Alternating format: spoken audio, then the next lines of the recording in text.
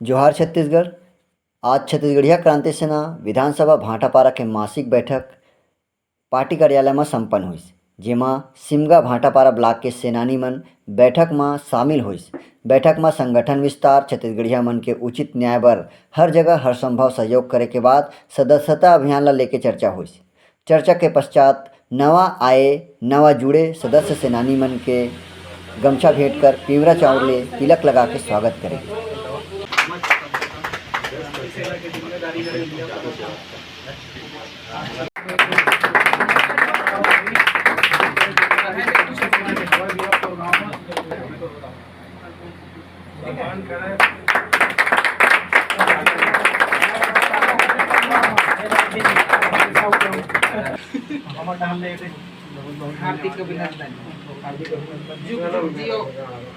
अंत में भाटापारा ब्लॉक के मीडिया प्रभारी देवा यदू भाटापारा वाले के जन्मदिन केक काट के सबके मुंह मीठा करके मनाएगी।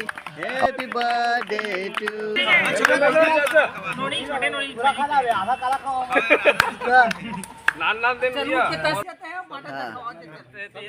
काट ले अवैया माह में जिला में छत्तीसगढ़िया क्रांति सेना के प्रदेश के मुखिया जोहार छत्तीसगढ़ पार्टी के प्रदेश के मुखिया के बड़का बैठक होना है, जेकर तैयारी के जानकारी देके बैठक के समापन करेगी। जोहार छत्तीसगढ़।